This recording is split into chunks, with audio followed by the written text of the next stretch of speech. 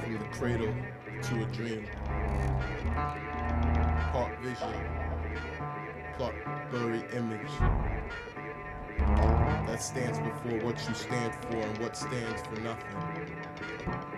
On the precipice where life and death are mixed. We peak at a summit, a horizon where all boundaries have no limit. Therefore, we can only reach for the impossible. There's more to being just an earthling. There's more to just lingering. There's more than just a bee stings. There's more honey in the well and there's more pot in the blunt. But what there isn't enough of, and what consumes us all is doubt. So in episode 17, when we start to mimic dreams, when we start to see through schemes and window shades open and sunlight beams, when we boost self-esteem and self-awareness, when we show them what the opposite of scared is, when we dare to challenge ourselves, when we no longer choose to move in stealth but instead stand in the light, when it's more than just percussions and mic, but instead it's more like a movement, your feet on ground, solid. Because I believe the world is still solvent, therefore we can resolve in knowledge. Absorb through whatever orifice is open, may it be your mind or your eyes, may it be your ears. Shed no more tears, have no more fears, hear no more jeers, just stand there and cheer. Because your beliefs have been validated, your faith has been open to all possibilities. It's like real estate, but instead of gold coins, instead of BitTorrent pieces, instead of chips, instead of cash, instead of pesos, instead of pounds, instead of Hong Kong dineros, instead of all coins manufactured in factories and laboratories, instead of plastic, instead of digital credits and credits, instead of all of that, we pay forward what been paid behind us towards us. We pay with knowledge because love is the only currency that will be allowed to open the gates of heaven if you believe, or nirvana. I sizzle in the aura, I bubble in the sauna. It's always been an honor to stand before you and say things that generate from generations. Something that just starts penetrating beyond what's there, so you can stop and stare, but only the bold will look into the glare and spark like a flare. I feel prepared to just dare to damage self-made social constructs. I want to erupt. I cannot deduct. I can only add. See, we all have the ability to create. We all have the ability to destroy. So when a dream sees doom, I see flowers bloom.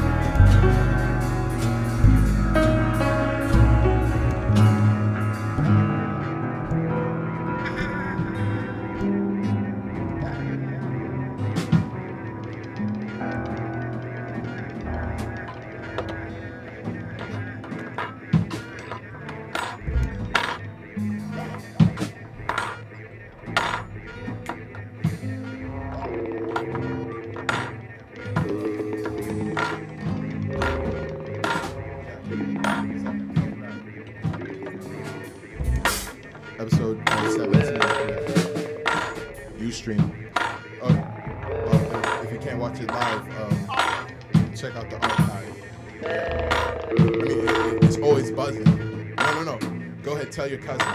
You know you love him. Oh, yeah. Oh, you saw the live jam session last episode? You thought it was dope? Cool. You know me, exactly. I got the bass player here. He from Japan. Yeah, he's man. You know, his name is Fumio, and on the camera control is Miho. So, you know, it's dope.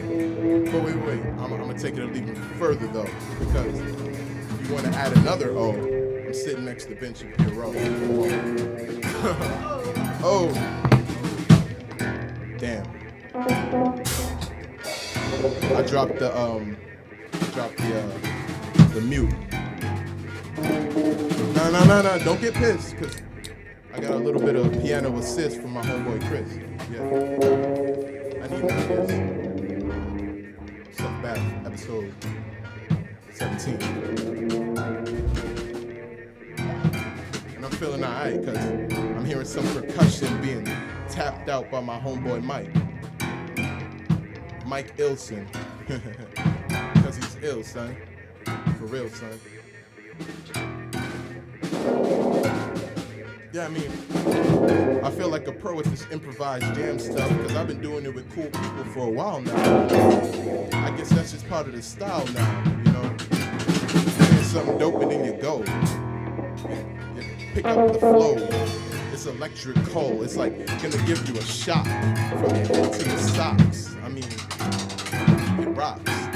We got a bottle of red wine and some Zachariah Paris. Got me drinking whiskey, feeling brisk. Cold ice, tripping. Nah, I'm not tripping, I'm just sipping. Dipping. And now I'm on the red phone and I'm dialing into the zone. You know what?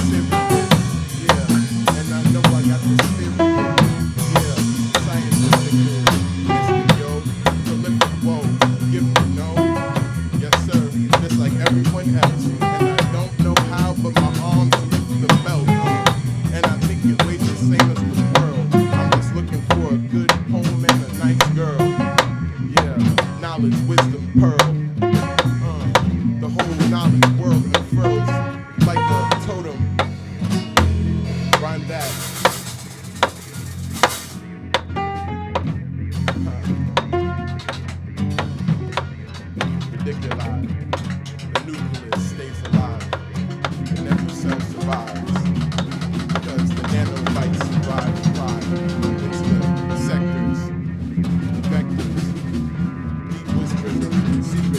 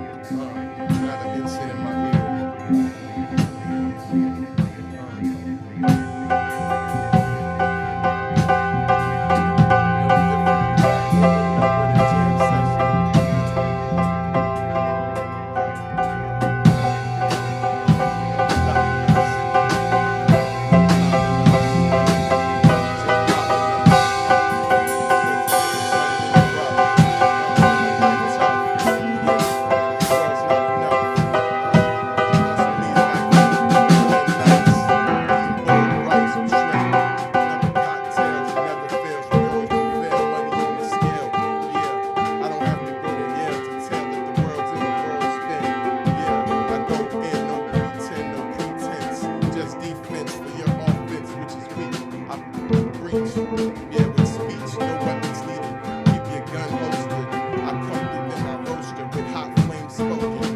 Yeah, I croak them like frogs in lily pad. Oops, I'm bad. Your had to turn, and now it's my turn to let it burn. I got a yearning to be keeping it G. A true MC like me don't need no weakness, facing the beast. From the east, yeah, Brooklyn streets, and I wreck your beat.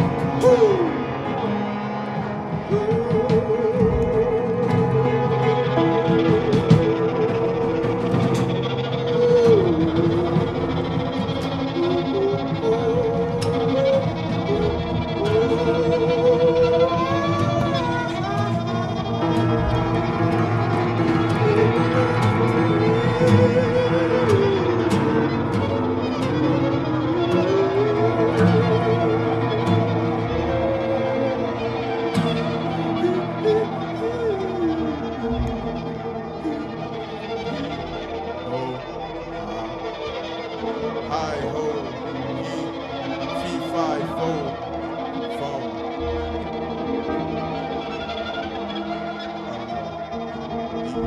Carrots, let's go.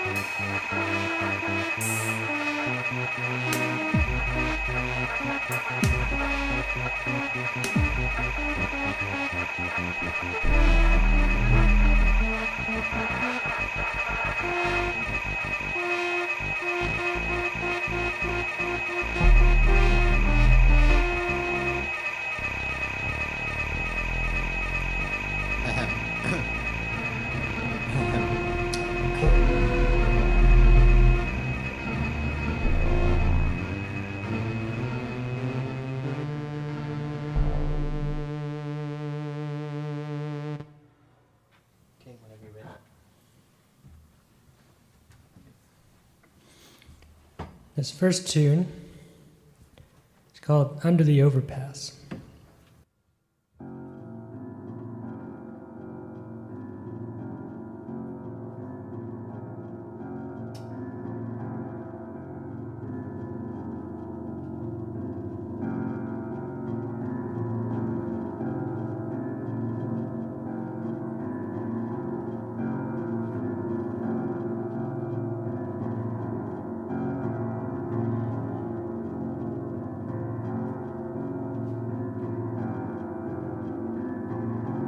Under the overpass, sound shimmy and say, away, away, away, away, away, away, come away.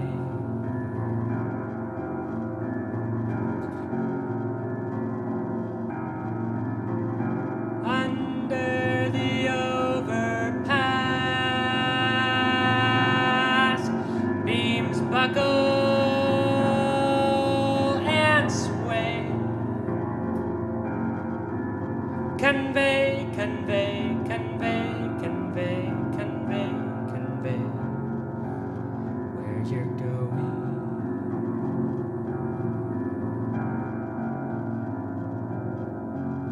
Come away, come away,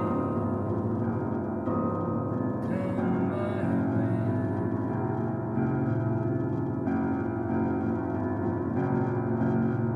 Come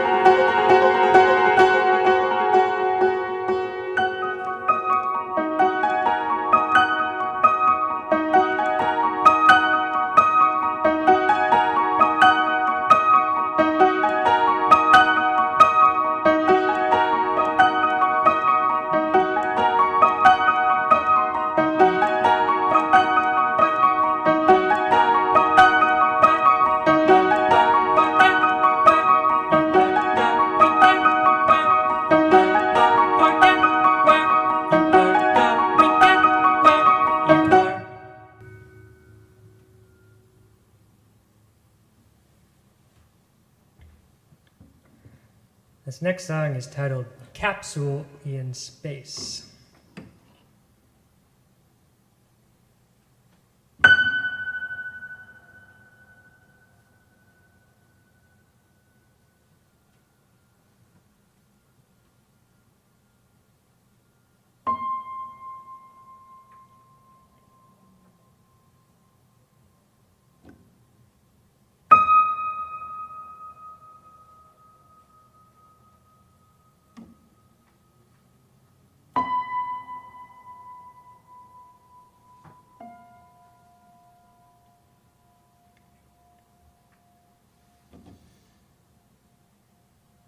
I want you to know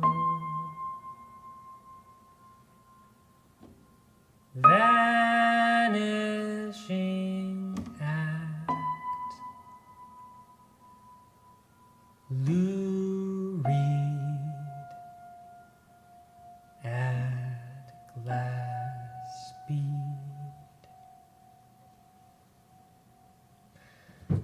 I've also enclosed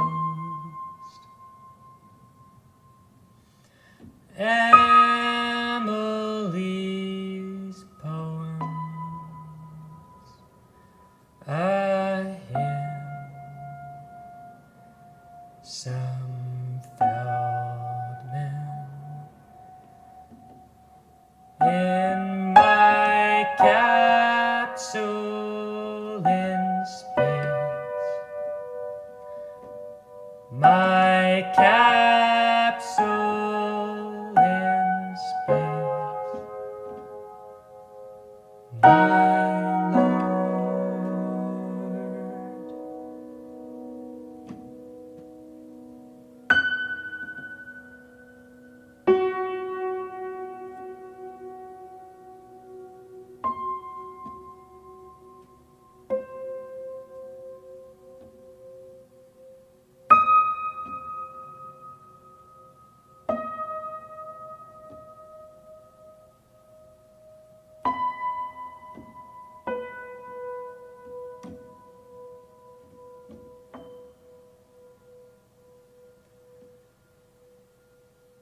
I want you to know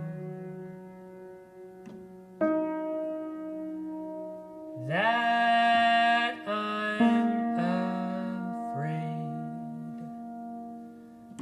to sing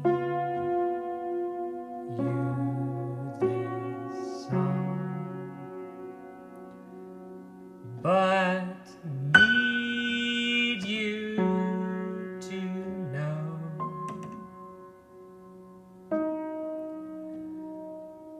my shaking voice, weathered and worn by other love songs in your wide plain of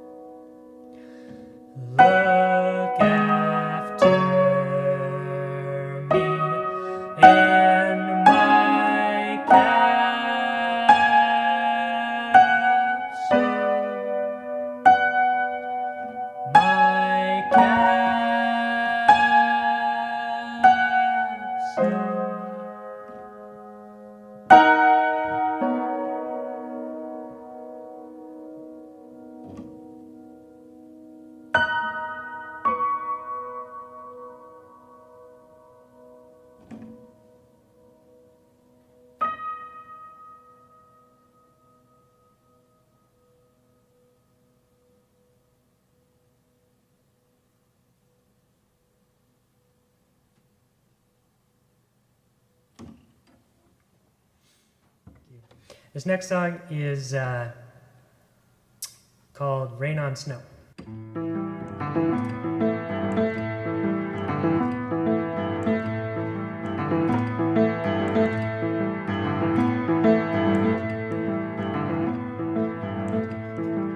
Where are we going? Lover of mine, your every soft touch draws a line. How do you melt me and then combine our mingled juices into wine, love of mine.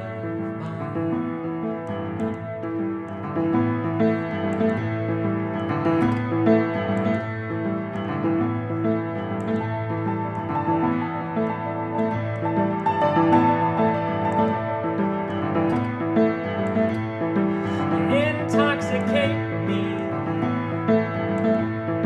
swim in my bones.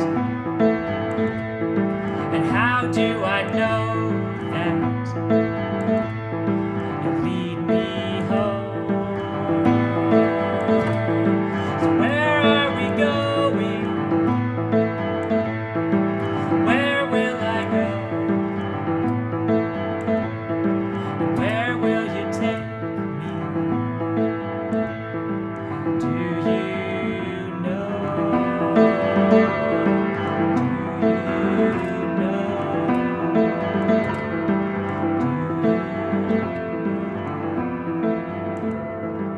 Rain on snow.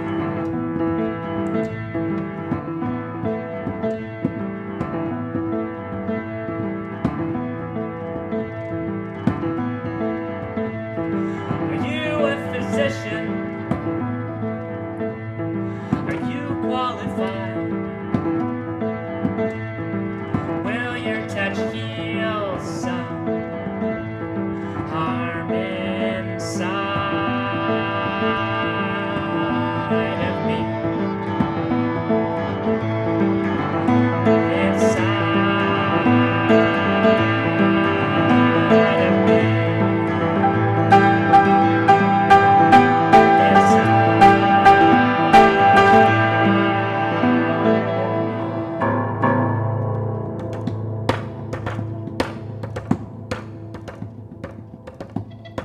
Or are you an artist? Are you in love? And what do I look like from above?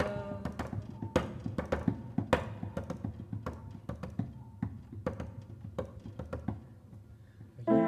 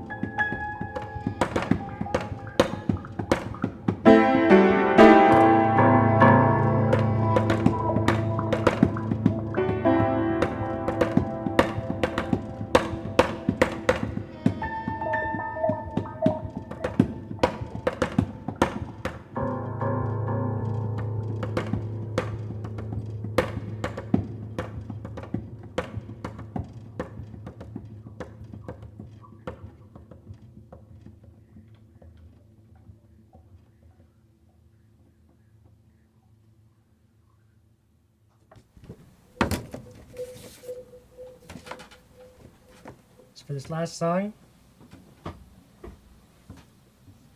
we're going to play something called Bird on High.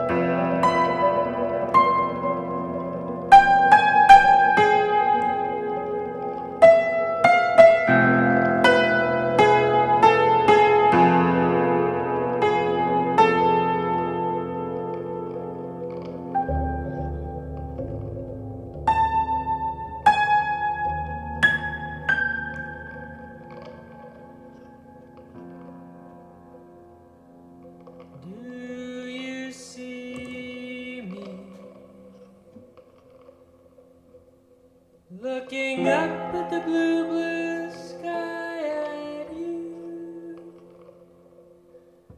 Up at the blue, blue sky at you.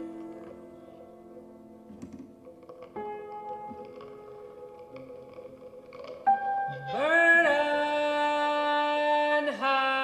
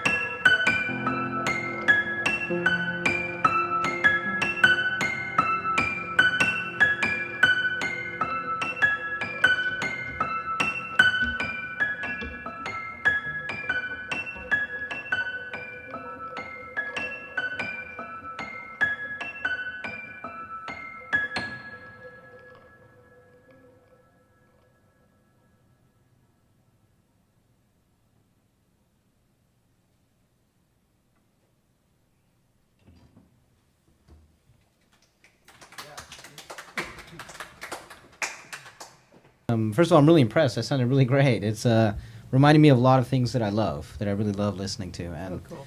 I wonder, can you give us a little background of yourself as a musician and as a composer? Yeah. Well, I started out studying piano, actually, and I went through the conservatory system for piano. That's what I studied all along. And as a corrective to the kind of formalness of those studies, I'd write a lot of really hooky pop songs on my guitar through that whole experience. And so I had this really love of really just gritty, unprofessional, very melodic earworm kind of stuff, like Guided by Voices. And so so the stuff that I'd be doing apart from the more kind of rigorous piano stuff I was doing was like that more kind of grungy, lo-fi, slapdash kind of stuff. And really immediate, not taking 6 hours of practice to knock out. And so after I finished my piano studies, then I've been trying out a lot of different things to see what kind of music that I'm capable of writing when I really just am focused on that, and not just writing it as kind of like a mental stress reliever. So as I've done that, I've found a lot of really often like maybe not contradictory, but really contrasting facets to like what I was doing. And so I initially my website was called Choir as One, just because I'd have all these I'd come up with all these band names for just me doing different styles of music. That's kind of narrowed down now, though.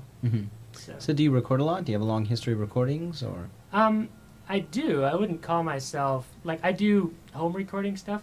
Right now, I have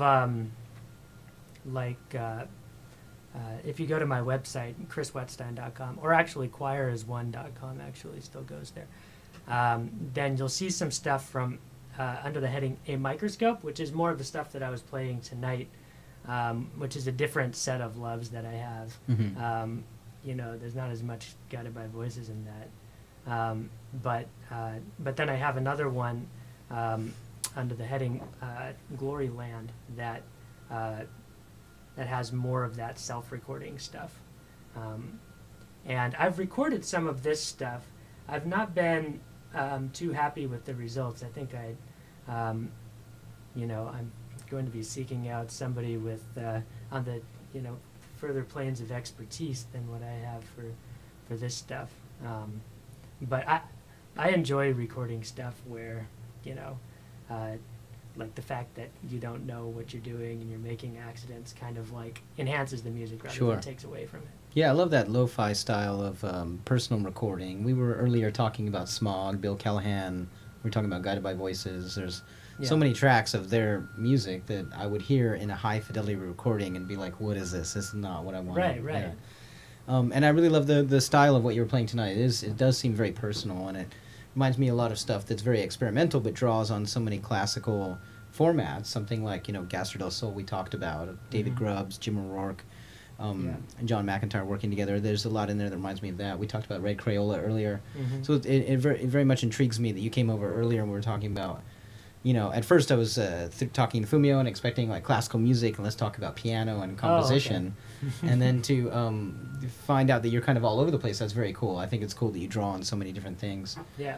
So what's next for you now? Where are you now? Are you playing live a lot, or do you plan on future recordings? You were talking about getting into a situation to have somebody else record you. Yeah. But what's on the slate for you right now? What's on the slate? I mean, right now I am I'm kind of I moved to New York not that long ago, so I'm I found some venues that I think this kind of music works well in, and this was, you know, a really fun place to play. And thanks so much for having me on. I mean, it's a really great pleasure to be here. Of course, And yeah, it's our honor. Yeah. Yeah, and honor to play with Fumio. That was really that was special. Yeah, he's really great. What he added to that piece was Yeah. amazing too, for sure.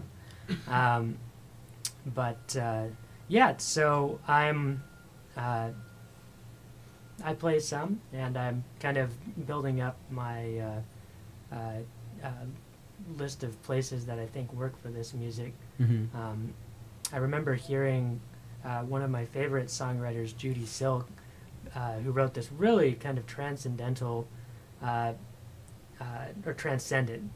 I'm not sure it would quite, you know, qualify as transcendental philosophy, but it's this folk music that is at the same time really very personal and very kind of mystical in its own way. And she'd complain about not having any venues for that kind of music. I mean, if you play that in a bar and, you know, you go go on over a rock band, and it's not a venue that is open to that. So I'm really glad that you guys are running something like this to give music that has difficulty elsewhere a place to be heard. So. Well, yeah, thank you for your comment. I mean, I feel like we're always the ones that are blessed and honored to be able to have such great musicians like come join us. Yeah, Yeah, there's been like a long history of really great, surprising performances that come out of nowhere. If you go through the archive and listen to them, you can see them like one by one. Just really lucky so far, you know. Yeah, I think the show at this point really defines irony because, like, in a lot of ways, like when we started, it was just like, okay, this is some kind of podcast and just some guys talking. But I feel like we have achieved like what people wouldn't expect, which is, you know, these great performances and people coming from out of the woodwork all around, and it's really great. We have a lot of good local acts that have joined us, but people from all over the world, really. Yeah. So, where are you from, Chris? Are you a local guy or where? No. I moved here recently. I was born in Canada, and I've had stints living in a lot of different places. I lived in a few places in Canada. When I turned 12, my family moved to Saudi Arabia, and I lived there for 5 years before moving to this really small town in Washington State called Walla Walla, Washington.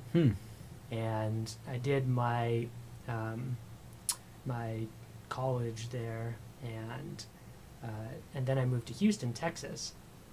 And then I did some traveling after that and spent some time in Dakar, Senegal for a few months. And then I was in Poland for a few months. Wow. And then I came here after that. Wow, So- all around. Have you been to any other planets or the moon or? That's really great. Like all around. And so I know Walla Walla not only from Bugs Bunny, but I'm from the West Coast, and Oh, really? yeah, Yeah. I've driven up and down the coast up there. I've been through Walla Walla, Yeah. and I love the landscape up there, the forests in Washington. Washington State is very beautiful. Yeah. So that's very interesting. You've kind of been to that's the whole gamut, the spread of different places in the world, like jumping Yeah. around, and now you find yourself here in New York City, and Yeah. Something that I really like, and it's something that your show really speaks to, is this kind of, I don't know, you could say comfort with different forms of music or different genres or different styles. It's been hard for me to find like a place musically that kind of feels like home base in some ways, and so I can, you know, converse with, I hope, a lot of different people musically, but I never felt that like nationalistic kind of sense, metaphor. Speaking with somebody about you know, like one particular form of music. So I find that in New York, since being here, I mean, maybe it's because there are so many like transients and migrants who come here to the city, but there's not really a sense of rootedness at all in the music that I'm listening to and the artists that I admire. It's really, you know, reaching across genre lines and into a lot of different styles, a lot of different traditions of music and different musical vocabularies. So this is, I found, a really great place to kind of be in between things. Cool. So, We started off with the improvised jam. It was totally improvised and just everybody kind of doing an experiment. And we're going to wrap that up. You're going to join us for the second one as well? yeah. So Okay. we're going to wrap up with that. Can you actually give us a web page or something that anybody at home can follow up and, you know, check out more music or something like that? Sure. Well, the Facebook page might be the easiest to remember because it's just Facebook/a microscope with no dashes. It's just straight a microscope. ChrisWetstein.com or choiras1.com. I have stuff there as well. And that's Chris with a K, KrisWettein, right? Wow. Two T's, K in the Chris. All the consonants in their proper position. All right. Yes, that's right. So we got that going for us. And why don't you talk about Isamu Noguchi? Oh, yeah. Thanks Okay. for mentioning that. Yeah. Actually, I came here through Isamu Noguchi somewhat because... Really? Yeah.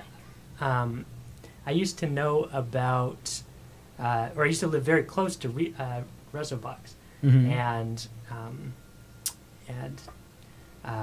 so I knew that it was this kind of nexus of kind of exploratory Japanese influenced art.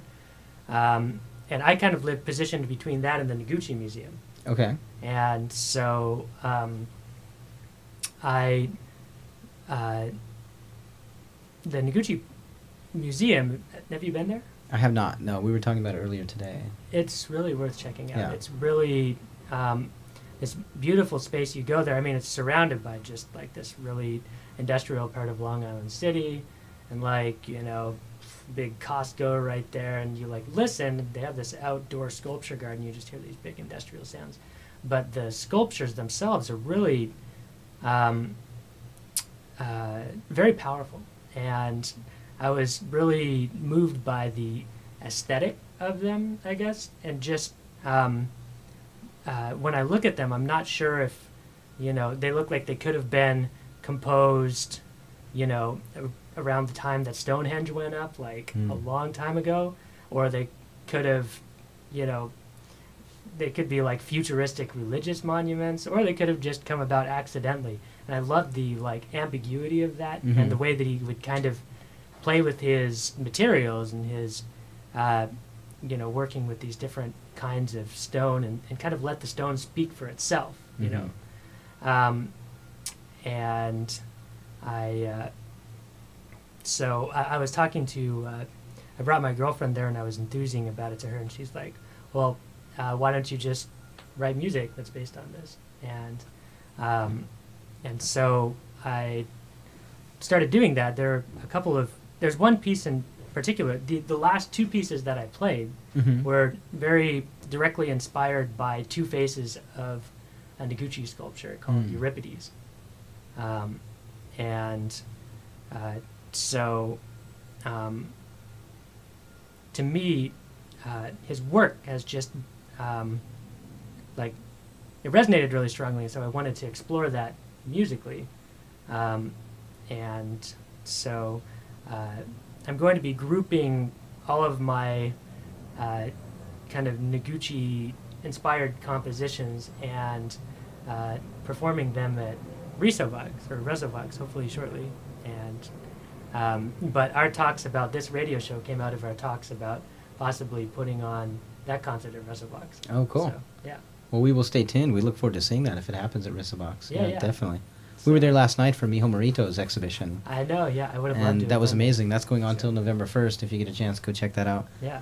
For everybody at home that's watching, Resobox is an art gallery in Long Island City. And like you mentioned, Chris, it's focuses on exploratory Japanese art and Japanese influenced art. And right now the exhibition they have is Miho Morita's art installations, really amazing. And we recommend everybody go to resobox.com and check out the art installation Long Island City that's there. And also in the future, look for Chris's work. You know, you're going to have it there. That would be really great. Yeah. So. Myself and Fumio as well. Mhm. So, yeah. Yeah, that's going to be great. So if it's any indication what we heard tonight, I definitely look forward to hearing more. Yeah, Very cool. Yeah, awesome. So we're going to, I guess, jump into another experimental improv. So it's been a very laid-back episode 17. Chris Wetstein, thank you very much for joining us, man. Yeah, my Honor. pleasure. Thanks for having us. Yeah, very cool. Chris Wetstein. Thank you much.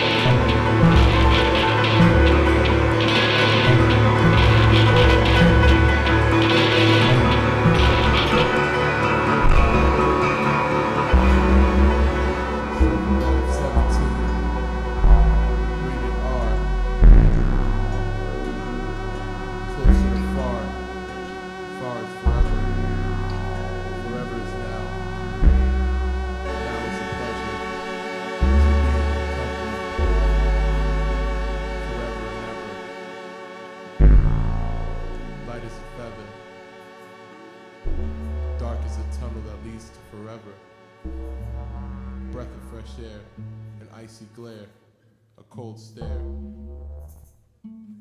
17, we made it there.